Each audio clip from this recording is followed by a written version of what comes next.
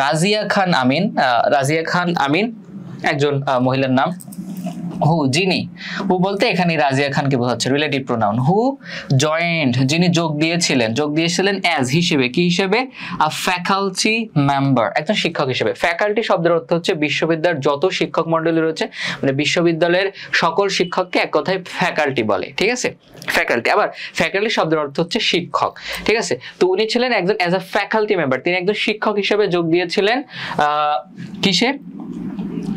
of the department of the department। এই দা বলতে তোমার এখানে ইংলিশ ডিপার্টমেন্টের কথা বলছে, কারণ লীলা নাগ ইংলিশ ডিপার্টমেন্টে পড়তো। এর আগে আরো একজনের কথা এসেছিল, সে ইংলিশ ডিপার্টমেন্টে। নরমালি এখানে ইংলিশ ডিপার্টমেন্ট নিয়ে অনেক কথা রয়েছে। তো অফ দা ডিপার্টমেন্ট বলতে এখানে ওই যে ইংলিশ ডিপার্টমেন্টের কথা বলতেছে। হ্যাঁ, তো বলতেছে উনি হচ্ছে ইংলিশ ডিপার্টমেন্টে যোগ দিয়েছিলেন শিক্ষক হিসেবে। কখন? ইন 1962, 1962 সালে যোগ দিয়েছিলেন, ঠিক আছে? ঠিক আছে, যোগ দিয়েছিলেন। এবার বলতেছে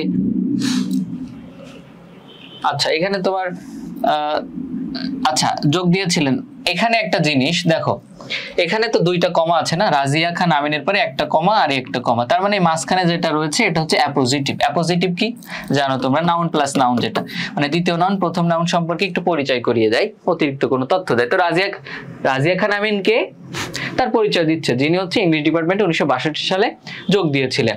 তো ওই রাজিয়া খান আমিন শোকেইজড, তিনি তুলে ধরেছিলেন, শোকেইজ মানে তুলে ধরা, প্রকাশ করা, ঠিক আছে? তিনি তুলে ধরেছিলেন তার অ্যাক্টিভিজম, অ্যাক্টিভিজম মানে সক্রিয়তা, তিনি তার সক্রিয়তা তুলে ধরেছিলেন থ্রু, মধ্য দিয়ে। থ্রু মানে কোনো কিছুর মধ্য দিয়ে, প্রিপোজিশন, কোনো কিছুর মধ্য দিয়ে। কিসের মধ্য দিয়ে তিনি তার মানে সক্রিয়তা তুলে ধরেছিলেন?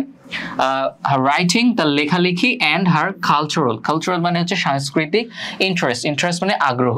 তো বলতেছে তিনি হচ্ছে ধরো হচ্ছে এখানে অনেক কথাতে এসেছে, তোমার লীলা নাগ হচ্ছে বিভিন্ন সময়ে মানুষের কল্যাণে এগিয়ে এসেছিলেন, তাই না, বিভিন্নভাবে। তো এখানে রাজিয়া খান আমিন যিনি, উনি হচ্ছে মানুষের বিপদ আপদে কল্যাণে, দেশের যে কোনো সংকটময় মুহূর্তে এগিয়ে এসেছিলেন তার লেখালেখির মাধ্যমে, মানে সক্রিয়তা দেখিয়েছিলেন লেখালেখির মাধ্যমে, সেটা বলছে। আর কিসে? আর কালচারাল ইন্টারেস্ট, তার সাংস্কৃতিক যে আগ্রহ, সংস্কৃতিতে তার যে আগ্রহ রয়েছে, এই আগ্রহের জায়গা থেকে আর হচ্ছে লেখালেখির মধ্য দিয়ে তিনি হচ্ছে তার সক্রিয়তা প্রকাশ করেছিলেন। তো রাজিয়া খান আমিন, আমরা একসাথে অর্থ করি, রাজিয়া খান আমিন যিনি হচ্ছেন 1962 সালে ইংলিশ ডিপার্টমেন্টের শিক্ষক হিসেবে যোগ দিয়েছিলেন, তিনি তার লেখালেখি এবং সাংস্কৃতিক আগ্রহের মধ্য দিয়ে তার সক্রিয়তা প্রকাশ করেছিলেন, ঠিক আছে? সমাজের বিভিন্ন, যেটা বললাম, বিভিন্ন ক্ষেত্রে তিনি সক্রিয়তা তুলে ধরেছে, অ্যাক্টিভনেস দেখিয়েছে আর কি।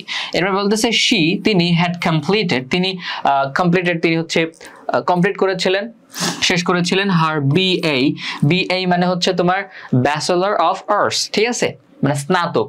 তিনি হচ্ছে বিএ শেষ করেন, এমএ মানে হচ্ছে মাস্টার অফ আর্টস, মানে হচ্ছে স্নাতকোত্তর, ঠিক আছে? বিএ এর পরে এমএ আর কি। সো তিনি তার বিএ এমএ মানে স্নাতক এবং স্নাতকোত্তরটা কমপ্লিট করেছিলেন, শেষ করেছিলেন ইন ইংলিশ বিভাগে, ইংলিশ বিষয়ে, from the department of English department থেকে, ইউনিভার্সিটি অফ ঢাকা ইউনিভার্সিটির, ঠিক আছে, ঢাকা ইউনিভার্সিটির ইংলিশ ডিপার্টমেন্ট থেকে তিনি তার বিএ এবং এমএ কমপ্লিট করেছিলেন। এবং প্রসিডেড টু, দেখো প্রসিড টু, ঠিক আছে, অ্যাপ্রোপ্রিয়েট প্রিপোজিশন। প্রসিড টু শব্দের অর্থ হচ্ছে কোনো কিছু করতে অগ্রসর হওয়া, ঠিক আছে? তো বলতেছে যে এবং প্রসিডেড টু, তিনি অগ্রসর হয়েছিলেন কি করতে? টু ডু, করতে, হার এমএ, তার মাস্টার মানে স্নাতকোত্তর করতে তিনি অগ্রসর হয়েছিলেন ইন ইংলিশ বিষয়ে। কোন ইউনিভার্সিটি থেকে? From the university of Birmingham, ঠিক আছে, বার্মিংহাম থেকে। বলতেছে যে বার্মিংহাম বিশ্ববিদ্যালয় থেকে তার ইংলিশে স্নাতকোত্তর অর্জন করতে তিনি অগ্রসর হয়েছিলেন, ঠিক আছে? আচ্ছা, কিসের ভিত্তিতে? অন আ স্কলারশিপের ভিত্তিতে, মানে তিনি একটা স্কলারশিপ পেয়েছিলেন। কোথা থেকে পেয়েছিলেন? ফ্রম দ্য ব্রিটিশ কাউন্সিল থেকে। ব্রিটিশ কাউন্সিল হচ্ছে আমাদের ঢাকা ইউনিভার্সিটির ফুলার রোডের পাশে রয়েছে। তোমরা যদি ঢাকা ইউনিভার্সিটিতে কখনো আসো দেখবা যে ব্রিটিশ কাউন্সিল রয়েছে আমাদের ঢাকা ইউনিভার্সিটিতে ফুলার রোডের পাশে, খুব সুন্দর একটা জায়গা, ঠিক আছে? তো ব্রিটিশ কাউন্সিলে নর্মাল হচ্ছে তোমার আইএলটিএস এর পরীক্ষাগুলো হয়, মানে বিদেশের উচ্চশিক্ষার কার্যক্রমগুলো এই ব্রিটিশ কাউন্সিল পরিচালনা করে, ঠিক আছে? তো বলতেছে এই ব্রিটিশ কাউন্সিল থেকে